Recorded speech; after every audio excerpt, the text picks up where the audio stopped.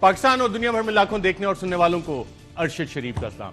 ناظرین، آج بات کریں گے کہ پاکستان ڈیموکریٹک موومنٹ میں پاکستان پیپلز پارٹی اور پاکستان مسلم لیگ نواز اتنی قربتوں کے بعد ایک دم کیا اتنی ساری دوریاں آ گئیں اور اس کی بنیادی وجہ کیا بنی، بیک گراؤنڈ میں کس نے کس کے ساتھ کیا ڈیل کی، کس نے کس کی پیٹھ میں چھرا گھونپا اور پبلکلی جو بیانات آئے وہ کیا کہانی سنا رہے تھے اور کیا لوگ اس کو مس کرتے رہے۔ یہ تو بڑے واضح اشارے تھے، پیغامات تھے کہ کون اس حوالے سے کیا کر رہا ہے۔ ساتھ ساتھ ناظرین بات کریں گے وزیر اعظم عمران خان صاحب نے جو اس قوم کو آگاہی دی تھی مفادات کے ٹکراؤ کے حوالے سے، کانفلکٹ آف انٹرسٹ کے حوالے سے، ایک بڑا فیصلہ کیا وزیر اعظم عمران خان صاحب نے اور اللہ تعالیٰ انہیں جلد شفا دے، صحت دے کہ جلد اپنے کام پہ واپس آئے، اور ہمیں امید ہے کہ بہت بہتر بھی ہوگے، واپس آئیں گے۔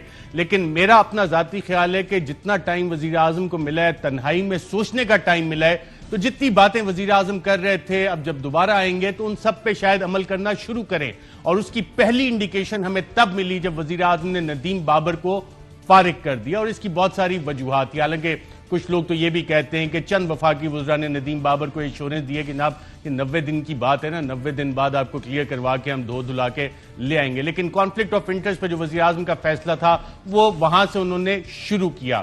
تو کیا یہ باقیوں پہ بھی اپلیکیبل ہوگا؟ اور خاص طور پہ ایک ایسی شخصیت رزاق داؤد صاحب جو ڈونیشنز بہت ساری دیتے ہیں اور کافی سارے کازز کو دیتے ہیں اور پاور سرکلز میں ہمیشہ بیٹھے ہی اس وجہ سے رہتے ہیں کہ وہ ڈونیشنز دیتے ہیں، اور یہ بالکل ویسٹرن ماڈل ہے لابنگ کا کہ آپ ڈونیشنز وغیرہ دیں and you make your way into the power corridor, اور پھر اپنے مفادات کا آپ باقاعدہ طور پہ دفاع کریں۔ ان کے فیملی کنسرنز کی وہ شیئر ہولڈنگ انہی کے پاس ہے، اور یہ طریقہ انہوں نے بھی اپنایا ہوا ہے کہ جب حکومت میں آؤ تو کہو جی میں نے ریزائن کر دیا۔ میں آج ان کے اثاثہ جات دیکھ رہا تھا تو کافی ساری ماشاءاللہ اربوں روپے کی شیئر ہولڈنگ ہے، اور حکومت میں آنے کے بعد جو ان کو اب تک کانٹریکٹس مل چکے ہیں وہ اربوں روپے کے، اور حال ہی میں جو ریسنٹ ہاتھ صاف کرنے کی کوشش کی گئی تھی ندیم بابر کے ساتھ انہوں نے کوشش کی وہ آئی پی پیز کی پیمنٹس کلیئر کروانے کی، اور ندیم بابر کی کمپنی کو بھی اس میں کافی سارے پیسے ملنے تھے، رزاق داؤد کی کمپنی کو اربوں روپے تقریباً 14 ارب روپے ملنے تھے، ندیم بابر کو ملنے تھے، لیکن وزیر اعظم عمران خان صاحب کو یہ کریڈٹ جاتا ہے کہ آئی پی پیز کمیشن رپورٹ کی جو ریکمنڈیشنز ہیں تمام تر مخالفت کے باوجود، تمام تر پریشرز کے باوجود، اور مختلف جگہ سے یہ پریشر آئے، انٹرنلی بھی آئے، ایکسٹرنلی بھی پریشر ایگزرٹ کیے گئے کہ نہیں جناب جو اسحاق ڈار والا فارمولا تھا جو grains book of world records میں اسحاق ڈار نے ایک دن میں 480 ارب روپے کلیئر کر کے ریکارڈ اپنا نام لکھوایا تھا، خان صاحب آپ بھی ان کی پیمنٹ کلیئر کریں، 400 ارب ان کو دیں، اور جو پاور کمیشن کی رپورٹ تھی انکوائری اس پہ عمل درآمد نہ کریں۔ لیکن وزیر اعظم عمران خان صاحب نے فیصلہ کیا ہے، اور ان کی کابینہ میں اسد عمر صاحب کو کیبنٹ کمیٹی آن انرجی کے چیئرمین ہیں، انہوں نے یہ بات انشور کی کابینہ میں کہ ان کا فورنزک آڈٹ ہوگا اور تب تک یہ پیمنٹس نہیں ہوں گی۔ ایک بہت بڑا فیصلہ وزیر اعظم عمران خان صاحب کا کہ عوامی مفادات کا خیال رکھا جائے، اور بنی گالہ میں رہتے ہوئے عمران خان صاحب اتنے دن جو سوچ بچار کرتے رہے تو شاید انہیں وہ کلیئرٹی نظر آ گئی کہ وزیر اعظم ہاؤس کا ایک مسئلہ مجھے جو نظر آتا ہے کہ بندہ اچھا بھلا ہوتا ہے جب اس سے باہر ہوتا ہے، لیکن جیسی اس کرسی پہ جا کے بیٹھتا ہے تو آس پاس سے اتنے بلائنڈرز لگا دیے جاتے ہیں، اتنے چمچے ڈوئیاں کڑھائیاں آپ کے آس پاس آ جاتی ہیں، کانوں میں آ کے وہ جو وسپرنگ کرتی ہیں، وسپرنگ ان دا کنگز ایئر، کہ آپ نے کی جو سوچنے کی صلاحیت ہے وہ تو اپنی جگہ ہوتی ہے لیکن اس کو انفلوئنس اس طرح سے کر دیا جاتا ہے۔ اور جو فیصلے وزیر اعظم نے کیے حفیظ شیخ کو ہٹانے کا، یہ وہی بات ہے جو وزیر اعظم عمران خان صاحب کہتے تھے کہ جو اکنامک ہٹ مین ہوتے ہیں ان کا کردار کیا ہے، اور جو آئی ایم ایف کے ساتھ جو ڈیل ہوئی، اطلاعات یہ ہیں کہ وزیر اعظم اس سے ناخوش تھے، جو اسٹیٹ بینک کے حوالے سے کارروائی حفیظ شیخ نے ڈالی آرڈیننس کی شکل میں جس کی تمام طرف سے میکسیمم اپوزیشن آئی اس حوالے سے، اور جو وفاقی وزراء کہہ رہے ہیں کہ مہنگائی اور آئی ایم ایف کنڈیشنلٹیز کے حوالے سے بالکل ناخوش تھے، اور وزیر اعظم نے آئی ایم ایف کنڈیشنلٹیز کے حوالے سے چند سوالات بھی کیے تھے حفیظ شیخ سے جس پہ وہ انہیں مطمئن نہیں کر سکے، لیکن بہرحال I M F programme sign ہو چکا ہے، اور اب ہم اظہر صاحب نئے وزیر ہوں گے۔ انہی موضوعات پہ ناظرین بات کریں گے۔ میں اپنے پینلسٹ کا آپ سے تعارف کروا دوں۔ اسٹوڈیوز میں ہمارے ساتھ موجود ہیں محمد زبیر صاحب، ترجمان ہیں میاں محمد نواز شریف اور مریم نواز صاحبہ کے، پاکستان مسلم لیگ نواز سے تعلق ہے، سابق گورنر سندھ۔ بہت شکریہ سر پروگرام میں شرکت کرنے کا، اور ساتھ ہی ہمیں جوائن کر رہے ہیں چودھری منظور صاحب، سینئر رہنما پاکستان پیپلز پارٹی کے، ایک کمیٹڈ آئیڈیالوجیکل ورکر ہیں۔ بہت شکریہ سر پروگرام میں شرکت کا۔ اس سے پہلے کہ ناظرین میں اپنے پینلسٹ سے بات چیت کروں، کابینہ کا ایک ری شفل ہونے جا رہا ہے اور وزیر اعظم عمران خان نے آج حفیظ شیخ کو فارغ کر کے حماد اظہر کو باقاعدہ طور پہ فائنانس منسٹری کا پورٹ فولیو دے دیا. اب سوال یہ ہے کہ کیا اور بھی تبدیلیاں ہونے جا رہی ہیں اور کون کون آئے گا, کون کون جائے گا؟ تو اس حوالے سے ایک اطلاع ہے کہ JDWP کے شاہزین بگٹی صاحب, انہیں شاید ایڈوائزر کا عہدہ دیا جائے یا کوئی منسٹری دی جائے. اگر ایڈوائزر کا عہدہ شاہزین بگٹی صاحب کو دیا جائے گا اور بلوچستان پہ, تو جب ہم لسٹ دیکھتے ہیں تو شاید وہاں پہ کوئی ویکنسی ہے یا نہیں ہے, ایک آدھی ویکنسی تو ہے. لیکن اگر وزیر اعظم یہ چاہیں تو رزاق داؤد صاحب, جن کو کہ IPPs میں 14 ارب ملنے تھے, جو ڈیم کا ٹھیکہ ہے اربوں روپے کا وہ ملنا تھا, جو دیگر کیمیکلز کے ساتھ ان کا کانفلکٹ آف انٹرسٹ ہے وہ, اور یہ وہی رزاق داؤد صاحب ہیں جو مشرف دور سے باقاعدہ چلے آ رہے ہیں. اگر عدیل راجہ آپ کو مشرف دور میں ان کی تصویر دکھائیں کہ باقاعدہ ان کی کابینہ میں بھی بیٹھے ہوئے ہیں, اور باقاعدہ طور پہ یہ وہی رزاق داؤد صاحب ہی ہیں جنہوں نے اس دفعہ بھی جتنی اکاؤنٹیبلٹی کی کیمپین تھی, جس طرح جنرل مشرف کے دور میں اسے سلو کیا تھا, روکا تھا, اس حکومت میں بھی کہا جی بزنس مین کو پیسے بنانے دیں, بزنس مین تو یہ چھوٹا موٹا کرتے رہتے ہیں, اگر احتساب آپ نے شروع کر دیا تو economy at a standstill آ جائے گی. وہی منجن جو جنرل مشرف کو بیچا تھا, وہی منجن انہوں نے اس حکومت کو بھی بیچا, اور باقاعدہ طور پہ جو ایک پروسیس تھا, جو کمٹمنٹ ہے پاکستان تحریک انصاف کی, آئیڈیولوجیکل کمٹمنٹ احتساب کے ساتھ, اس کو کافی سلو ڈاؤن کیا, اور کانفلکٹ آف انٹرسٹ تو ان کا ہی ہے. جب میں یہ بات کہہ رہا ہوں کہ جنرل مشرف کو بھی انہوں نے یہی بات کی تھی, تو اس کی گواہی اس وقت کے لیفٹیننٹ جنرل امجد شعیب صاحب نے ہمارے میں دی تھی, اور بتایا تھا کہ اس کا مشرف کی میٹنگ میں موجود تھے, اور جن صاحب نے یہ بات کی تھی وہ تھے رزاق داؤد. کن الفاظ میں یہ کنفرمیشن ملی تھی, آئیے دیکھتے ہیں. کون بااثر وزیر تھا جو اس وقت بھی موجود تھا اور آج بھی ہے, اور اس وقت بھی بزنس مین کی لابی کر رہا تھا جنرل مشرف کے آگے؟ وہ میرا خیال ہے یہی جو گروپ آپ جس کی بات کر رہے ہیں, جو کون؟ ڈیسکون انجینئرنگ اور یہ وہ جو, میں تو رزاق داؤد صاحب کی بات کر رہا ہوں. وہی تھے رزاق داؤد صاحب جو آج کل بھی بتاتے ہیں کہ جناب ان بزنس مین وغیرہ کو چلنے دیں, احتساب نہ کریں. اچھا, موسٹ پرابلی ہاشوانی صاحب کا کیس تھا, اور کوئی ایک دو کیسز تھے جس میں انہوں نے کہا کہ ان کو چھوڑ دیا جائے تو پھر یہ پیسے یہ کمائیں گے تو پیسے دیں گے, ورنہ تو یہ پیسے نہیں دیں گے کیونکہ بزنس چل نہیں رہے ان کے.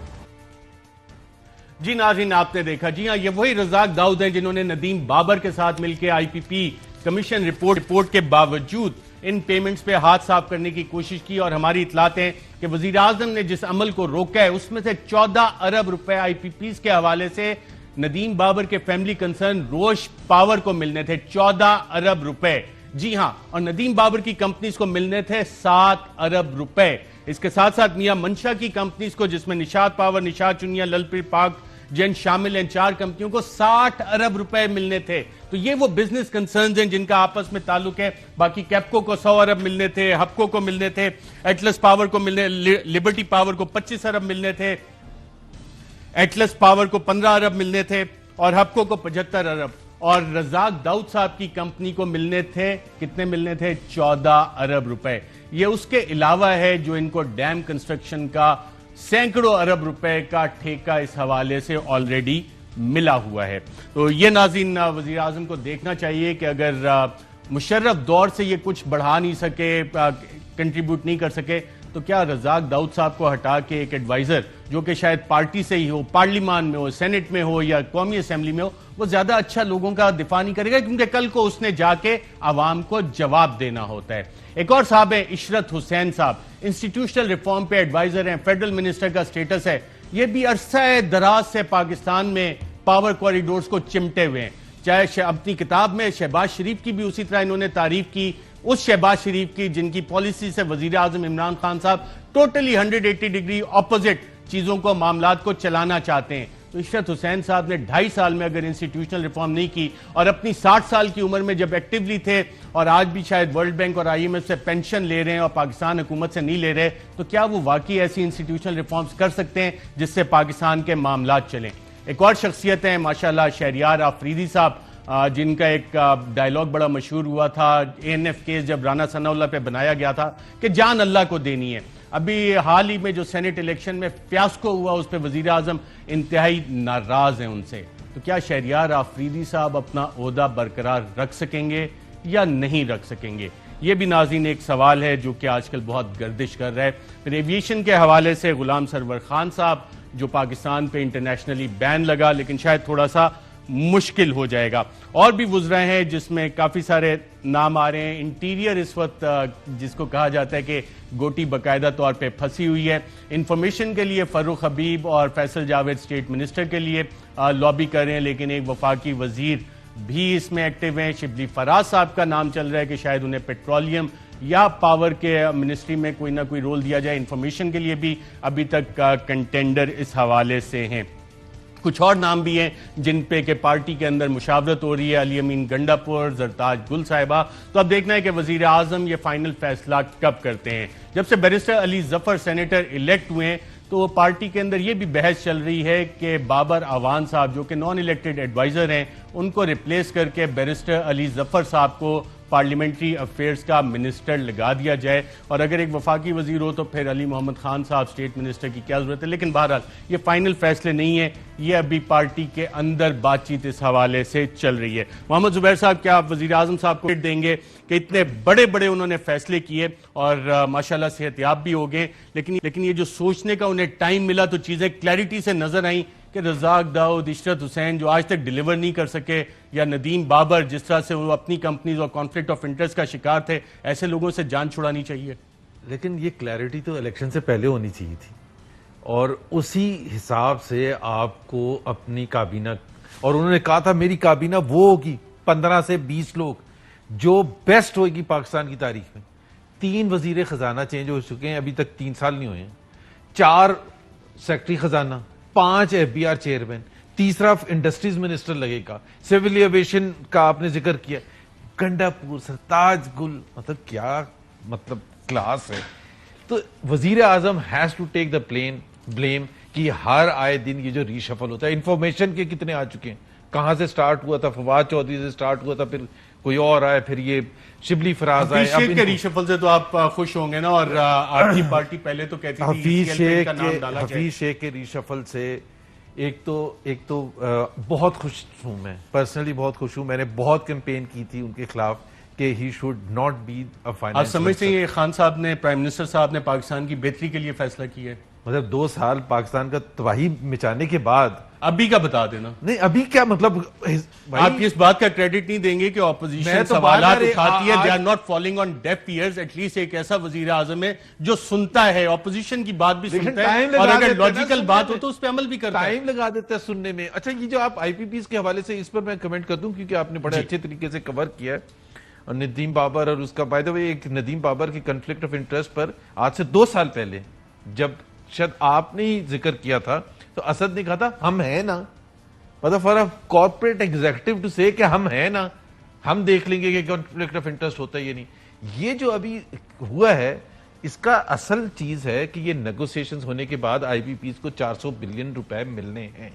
ملنے تھے نہیں ملنے ہیں, اب صرف اس کا پروسیس ڈیفائن کر دیا. نیب کی انکوائری کے بعد, فورنزک آڈٹ کے بعد میں آپ کو کیبنٹ نے جو ایگزیکٹ فیصلہ کیا تھا, اور اسد عمر صاحب میرے پروگرام میں بھی آئے تھے. میں فورنزک سے امپریس نہیں ہوتا, یہ جو ایک ورڈ آگے نا فورنزک آڈٹ سے زیادہ ڈیٹیل چیز ہوتی ہے فورنزک آڈٹ. ٹھیک ہے, مجھے اس پہ کوئی شک نہیں ہے کہ جی فورنزک آڈٹ ہو جائے گا, بٹ جو مجھے ڈسپیوٹ ہے کہ جو IPPs کے ساتھ معاہدہ ہو چکے, یہ 400 بلین روپے جائیں گے. وہ تو لیپس ہو گیا نا, اس کی ڈیٹ تھی, آج لیپس ہو گیا. اور لیپس کس لیے ہوا میں آپ کو پڑھ کے بتا دیتا ہوں.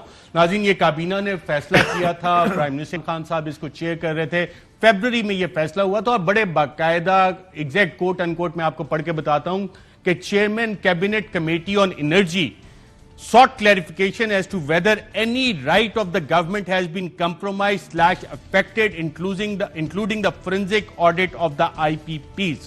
In response, the Power Division informed that no right of the government would be affected. اور اسد عمر صاحب نے بطور کیبنٹ کمیٹی آن انرجی کے چیئرمین یہ انشور کیا تھا کہ یہ والا پیراگراف اس میں لکھا جائے, اور پرائم منسٹر عمران خان صاحب پہ بہت دباؤ تھا, اور کچھ ایکسٹرنل اور کچھ انٹرنل کے جناب اس کو کلیئر کریں, 800 ارب کی بچت ہو جائے گی.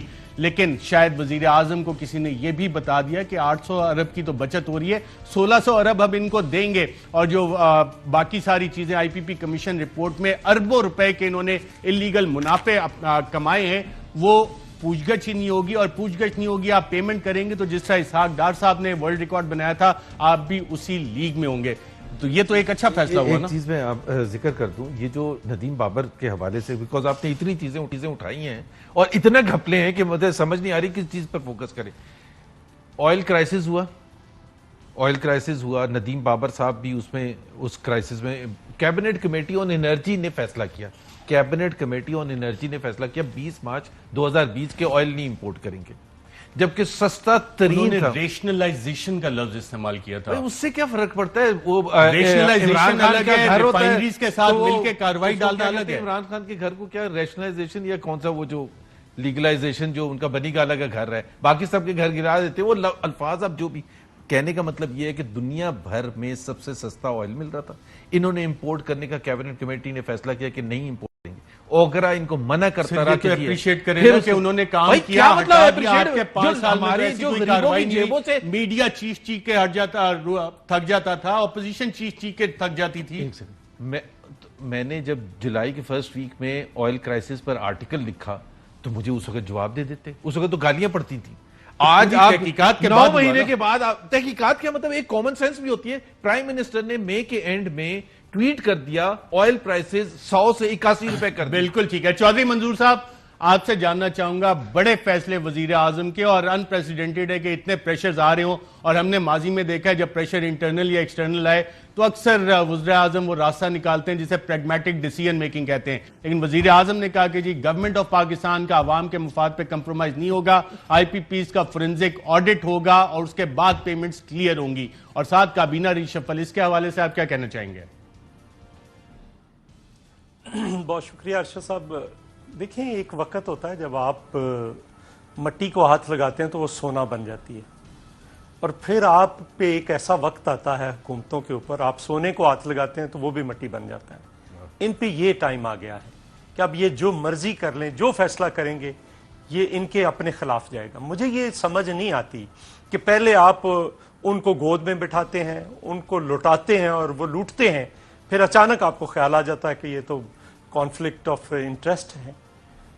ندیم بابر صاحب بیٹھے رہے، تیل کا خود کاروبار ہے. ابھی آپ نے رزاق داؤد صاحب کا ذکر کیا. رزاق داؤد صاحب، یہ وہی ٹیم ہے رزاق داؤد والی جو 2006 میں سٹیل مل کے اور وہ ہتھیانا چاہ رہے تھے، اور ابھی بھی ان کی ٹیم ہے جو اس وقت سٹیل مل کے اوپر کو ہتھیانا چاہ رہی ہے. ان کے بارے میں کوئی نہیں ہے. دوائیوں والے پہ کیا ہوا، کوئی فیصلہ ابھی تک نہیں ہو سکا.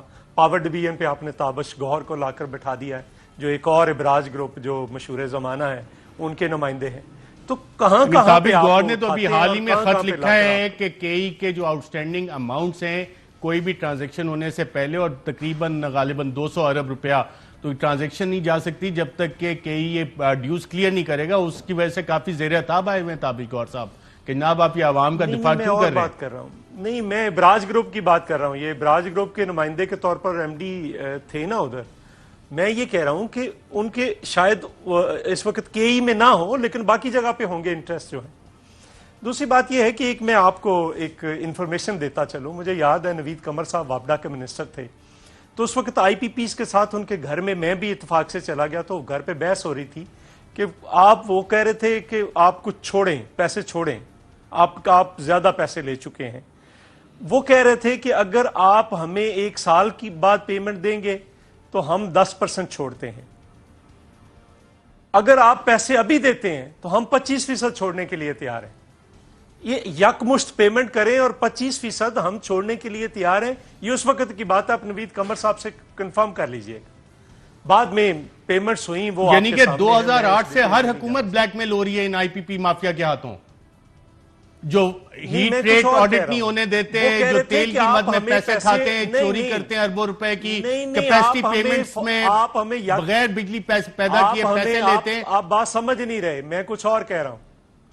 وہ کہہ رہے تھے کہ آپ ہمیں یکمشت پیمنٹ کریں اور ہم 25% چھوڑنے کے لیے تیار ہیں جو پیمنٹ ہے اس پہ. یعنی کہ 25% آپ ذرا مارجن بات کو وہاں سن پہ کے بھی understand موجود کریں۔ تھا.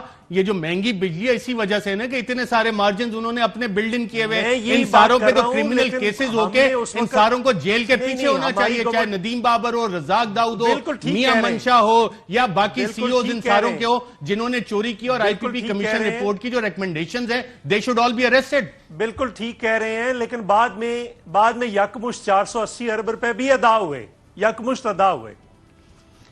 اچھا خیر، دوسری بات میں دوسری طرف آنا چاہ رہا ہوں. اب دیکھیں یہ انہوں نے آج وہ مہنگائی کی کیا حالت ہے، بے روزگاری کی کیا حالت ہے، کسی جگہ پہ کوئی ٹھیک سے کام ہو رہا ہے یہ گورنمنٹ؟ یہ بزدار حکومت دیکھ لیں، پنجاب جو ہے لوگوں کو مرنے کے لیے چھوڑ دیا، غریبوں کو، غریب کہاں سے، اگر جس کے ماں باپ آپ بوڑھے نے ہیں، بزدار وہ کہاں سے حکومت کا 16,000 ذکر کیا, یہ تو بڑا 17,000 کی ویکسین کنٹینشس لگائے؟ ایشو ہے آپ کو اور نون لیگ کا.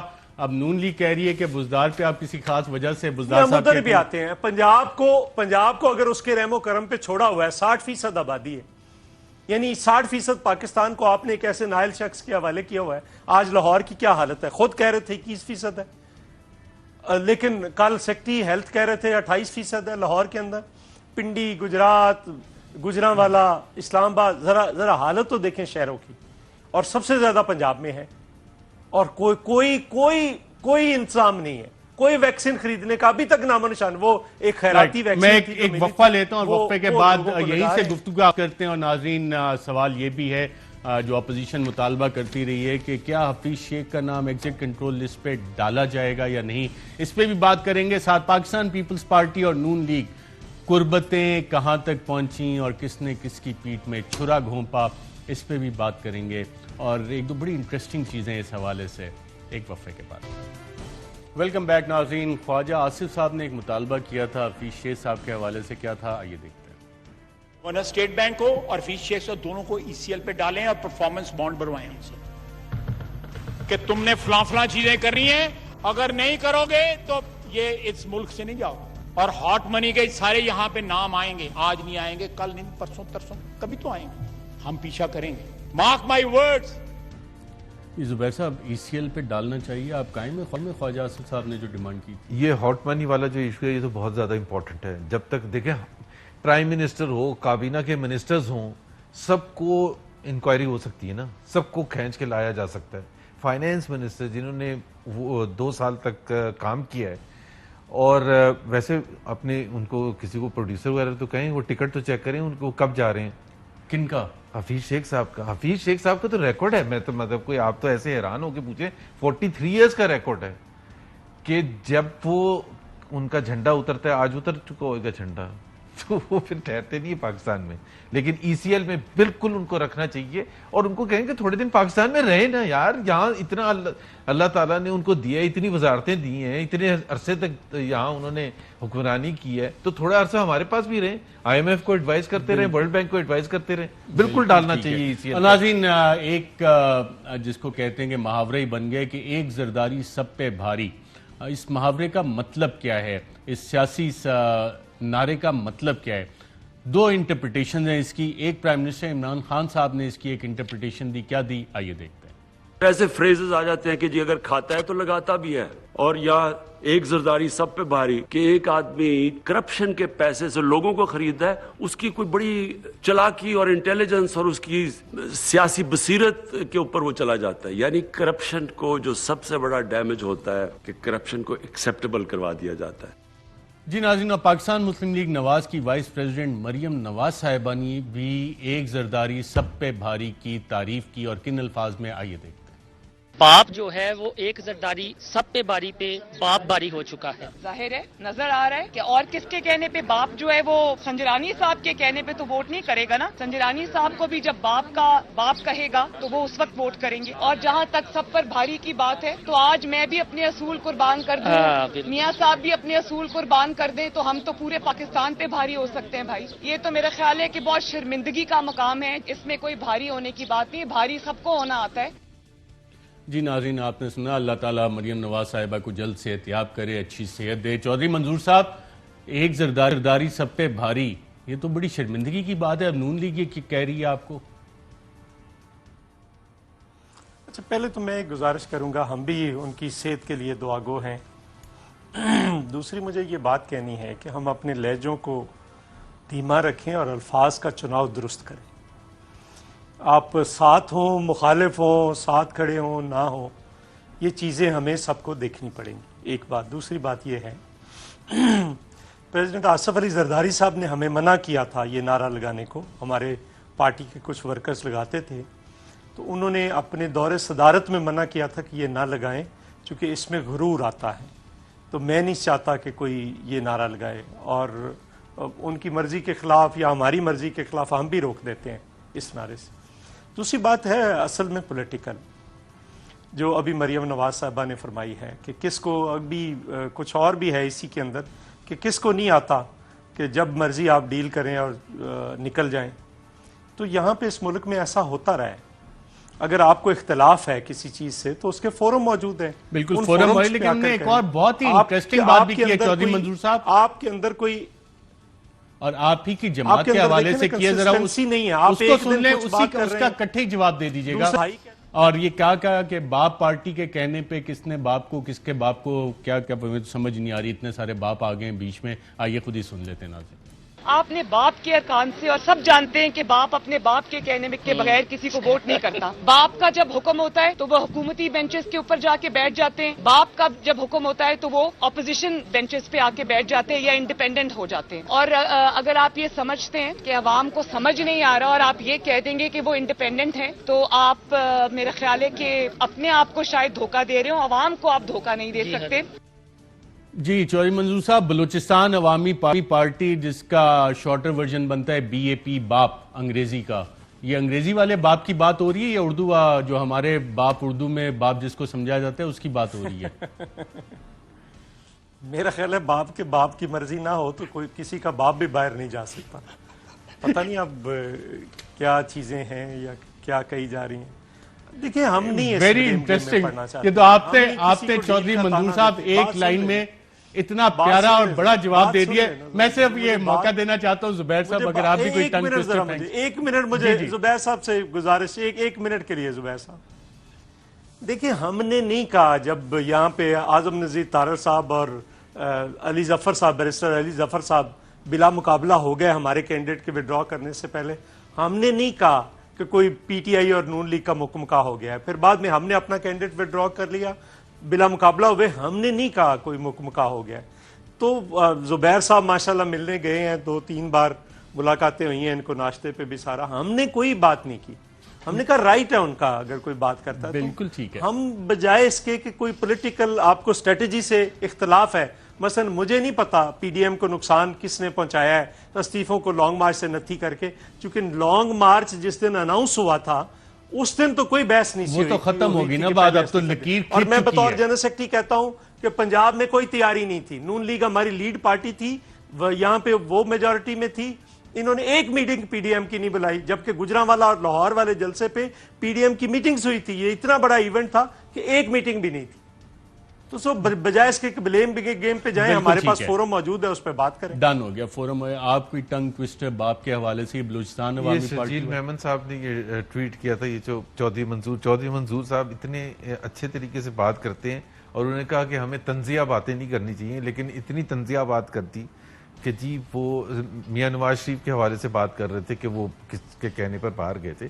मियां नवाज शरीफ के हवाले से बिल्कुल क्लियर है, इमरान खान ने खुद बताया कि काबीना में कितने घंटे तक बहस होती रही, और शीरी मजारी या पत्नी किसके तो आंसू भी आ गए थे, और फिर उन्होंने जो उनकी अपनी वजीर सेहत है पंजाब की, उन्होंने रिपोर्ट्स दी, और आगा खान के डॉक्टर फैसल फिर वहां देखने गए। सो यानी कि जिस बाप का जिक्र और आ रहा है वो खुशी है इमरान वो खान बाहर साहब गए। को कहा जा रहा है। कौन? प्राइम मिनिस्टर इमरान खान साहब को एक्सेप्ट कर लिया हाँ, बाप इमरान साहब ने, उसको मेरा बलूचिस्तान ख्याल है, मेरा उर्दू ख्याल है वाला। वो मेरे बाप तो वो इमरान खान ही होंगे ना। अब ये बड़ा एक नई चीज है कि आपने सुना चौधरी मंजूर साहब, तर्जुमान मरियम नवाज और नवाज शरीफ ने क्या कहा अभी? इमरान खान ने खुद ओन क्या किया कहा ना फैसला, फिर वो कोर्ट में कह रहे हैं उन्होंने- बाप तो इमरान खान है जिन्होंने जाने दिया है। हाँ तो बाप ही, वो भी 2 बच्चों के बाप हैं। लेकिन ये हम पॉलिटिकल कॉन्टेक्स्ट में, यानी कि पीपल्स पार्टी और नून लीग ने नाज़रीन आज एक्सेप्ट कर लिया कि सियासी तौर पे جو اس وقت پلرا بھاری ہے وہ وزیر اعظم عمران خان صاحب کا ہے، اور ایک انگریزی کی سینگ ہے، میں وہ آپ کے ساتھ پبلکلی اس فورم پہ شیئر تو نہیں کر سکتا، لیکن اس کا مطلب یہی ہوتا ہے کہ اپنے باپ کو نہیں سکھایا جاتا کہ کیا کام کیسے کرنا ہے۔ ہم نے نہیں کہا تھا کہ عمران خان باپ ہے، انہوں نے کہا ہے نا کہ باہر جانے جس نے دیا تھا وہ باپ کا باپ تھا، باپ پارٹی کا باپ، تو باپ پارٹی کا باپ عمران خان نے خود اون کیا وہ اپنی رسپانسبلٹی، انہوں نے کہا وہ اور بات ہے کہ ہمیں دھوکہ دے کے چلے گئے بٹ ہی اونڈ اٹ۔ جی چودھری منظور صاحب اب تو اور کلیئرٹی آ گئی، اب یہ پتہ نہیں کس کی بات کر رہے ہیں۔ نہیں دیکھیں اصل میں بات اور وہ دوسری وضاحت میں ملنے کی کرنا چاہوں گا، اس سے ہم باہر نکلیں۔ دیکھیں پی ڈی ایم کو ہم نے بنانے میں بڑی محنت کی ہے، جب لوگوں کے ٹویٹر خاموش تھے، جب لوگوں کے ٹیلی فون بند تھے، جب لوگ ہماری بات نہیں سن رہے تھے، اس وقت بھی بلاول بھٹو صاحب کوشش کر رہے تھے، ساری پارٹیوں سے مل رہے تھے، پھر پی ڈی ایم بنی، اس سے جو پاکستان پیپلز پارٹی نے اے پی سی بلائی تھی، تو ہم تو اس کو بچانے کی کوشش کریں گے، خالق پی ڈی ایم ہے اور ہماری جو اسٹریٹجی تھی وہ کامیاب ہو رہی تھی۔ میرے پاس چودھری منظور صاحب ٹائم کم ہے، کلیریفیکیشن دینی ہے، زبیر صاحب نے ٹائم تھوڑا سا کم ہے، آپ کلیریفائی کیا کرنا مجھے یہ چاہتے ہیں؟ سمجھ نہیں ہے، کائرہ صاحب ابھی 2-3 دن پہلے رائیونڈ آئے ہوئے تھے تو انہوں نے بھی یہ ذکر کیا، ابھی یہ سیکنڈ ٹائم یہاں چودھری منظور صاحب نے، وہاں وہ اکیلے تھے، ہم کو 8-10 تھے پی ایم ایل این کے، جس دن سینٹ نے لیڈر آف دی اپوزیشن کے فیصلہ کیا ہے، تو انہوں نے بھی یہ کہا تھا، آج انہوں نے دوبارہ یہ کہا ہے، تو اس وقت مجھے اچھا نہیں لگا تھا، 10-12 بیٹھے تھے کہ جی زبیر صاحب مل کے آئے تھے تو آپ نے ہمیں کانفیڈنس میں لیا تھا، مطلب میرا ایک پرسنل نہیں، ہمیں کوئی اعتراض نہیں، تو پھر آپ ذکر کیوں کرتے ہیں؟ پھر اگر اعتراض نہیں ہے تو پھر آپ ذکر بھی کرتے ہیں اور کہہ رہے ہیں اعتراض نہیں ہے۔ نہیں ہم نے کہا ہم نے اعتراض نہیں کیا، آپ مل کر آئیں۔ اچھا تو ابھی بھی نہ کریں نا، دیکھیں نا، اگر وہ فرق یہ ہے کہ آپ مل کے آ کے بتا دیتے ہیں، آپ کا بھانڈا پھوٹ جاتا ہے، بیٹ چڑھائے میں ہنڈیا پھوٹ جاتی ہے، وہ ملتے بھی ہیں اور بتاتے بھی نہیں اور ذکر بھی نہیں کرتے، اس کو ایکسپیرینس کہتے ہیں، کیوں چودھری منظور صاحب؟ نہیں، اس کا صرف ارشد شریف صاحب کو پتا ہوتا ہے کہ ہم ملتے ہیں۔ ٹھیک ہے ناظرین، یہاں پہ ایک وقفہ لیتے ہیں، وقفے کے بعد آپ کی خدمت میں دوبارہ آتے ہیں۔ ویلکم بیک ناظرین، نون لیگ اور پاکستان پیپلز پارٹی میں کیا واقعی ایک لکیر کھینچ دی گئی ہے، اور یہ لکیر کھینچنے کی بات مریم نواز صاحبہ نے کن الفاظ میں کی، آئیے دیکھتے ہیں۔ ایک طرف لکیر کھنچ گئی ہے اور بڑی واضح لکیر ہے، ایک طرف وہ لوگ کھڑے ہیں جو قربانیاں دے کر اپنے اوپر مشکلات برداشت کر کے عوام کی خاطر وہ جدوجہد کر رہے ہیں، اور دوسری طرف وہ لوگ ہیں جو چھوٹے سے چھوٹے فائدے کی خاطر اپنے سارے اصول قربان کر کے آئین اور قانون کا جو بیانیہ ہے اس کو پاؤں تلے روند کر وہ کچھ بھی کرنے کو تیار ہیں۔ جی چودھری منظور صاحب، لکیر کھینچ دی گئی ہے، لکیر کھنچ گئی ہے، اب مستقبل کیا ہے پیپلز پارٹی اور نون لیگ کا اکٹھے؟ لکیریں بڑی کھینچتی رہتی ہیں، لیکن میں یہ کہتا ہوں کہ دیکھیں ڈفرینس آف اوپینین ہونا چاہیے، ہوگا، رہے گا، لیکن اس کو کس طرح سے آپ نے حل کرنا ہے یہ اصل سوال ہے۔ مثلا ہم 5 جگہ پہ عدم اعتماد کی بات کر رہے ہیں، بلوچستان میں اسپیکر کے خلاف، ڈپٹی اسپیکر کے خلاف، عمران خان کے خلاف، پنجاب کے اندر، اور ہم سب سے پہلے وہاں پہ حملہ کریں گے جہاں پہ سب سے زیادہ آسان ہوگا، اور ہمارے خیال کے مطابق پنجاب آسان ہے، اور اگر پنجاب میں ہم کر دیتے ہیں، ہم کچھ 7 سیٹوں کے ساتھ وزارت اعلیٰ لے رہے ہیں، پہلا حق تو حمزہ کا ہے، اور اگر یہ نہیں اس کو دینا چاہتے تو پھر اس کے بعد ہم نے کہا کہ پھر پرویز لائی موجود ہے۔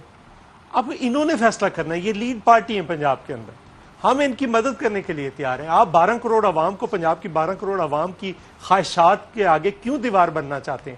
کیوں ان پہ جو جاہل ایک نااہل مسلط ہے اس کو کیوں کنٹینیو رکھنا چاہتے ہیں؟ لیکن چودھری منظور صاحب، نون لیگ تو کہتی ہے کہ بزدار صاحب کے خلاف آپ چودھری پرویز لائی کو جو بنانا چاہتے ہیں، یہ تو آپ اسٹیبلشمنٹ کا گیم کھیل رہی ہے پیپلز پارٹی۔ ہم پرویز لائی کو نہیں بنانا چاہتے، ہم نہیں، جو بھی کنسنسس ہو وہاں پہ کیا جا سکتا تھا، لیکن یہ جو استعفے لینے والے تھے، یہ استعفے لینے کے بجائے استعفے دینے چل پڑے، تو یہ کیسے ایک اسٹریٹجی کامیاب ہوئی؟ سینٹ کے الیکشن میں کامیابی ہوئی، ہماری ضمنی الیکشن میں کامیابی ہوئی، اور ان کامیابیوں کے ذریعے ہم آگے بڑھ رہے تھے، ایک انڈیکیشن تو آگے بالکل صحیح ہے۔ چودھری منظور صاحب، بلاول بھٹو صاحب نے ٹویٹ کیا اب سے کچھ دیر پہلے کہ حفیظ شیخ کا جو استعفیٰ ہے وہ پیپلز پارٹی کی کامیاب سیاست کا نتیجہ ہے، جو یوسف رضا گیلانی کے خلاف الیکشن ہارے حفیظ شیخ، اس وجہ سے آج استعفیٰ دینا پڑا، وہ بھی کیا ایک فیکٹر ہے؟ لازمی بات ہے، اس کی وجہ سے پریشر تھا، اور ہم سب نے ایون زبیر صاحب سے لے کر ہم سب نے اس وقت مطالبہ کیا کہ اب اس کو چلے جانا چاہیے، لیکن وہ سب کچھ لٹا کے ہوش میں آئے تو کیا کیا، ابھی قاہرہ صاحب نے بھی ٹویٹ کیا ہے. تو یہ تو وہی بات ہے کہ آپ سارا کچھ دے بیٹھے ہیں، اور یہ جو رضا باقر صاحب ہیں یہ رومانیہ گئے، وہاں کی معیشت تباہ کی، اور وہاں کی جو 5 یا کچھ % پہ چل رہی تھی اس کو 0 سے نیچے لائے. پھر مصر گئے، مصر کی معیشت کو تباہ کیا، آپ پاکستان خیر سے آ گئے. اور جس قسم کے آرڈیننسز آ رہے ہیں وہ آپ کے سامنے ہیں. اصل سرمایہ ہوتا ہے ریاست کا، جو حکمرانی وہ ریاستی سرمایہ کے ذریعے ریاست پہ کنٹرول ہوتا ہے ریاست کا. بالکل آپ وہی ٹھیک ہے. compromise چودھری کر دیں، منظور IMF صاحب، کو دے دیں محمد یا زبیر کسی اور صاحب کو دونوں دے کا دیں. پروگرام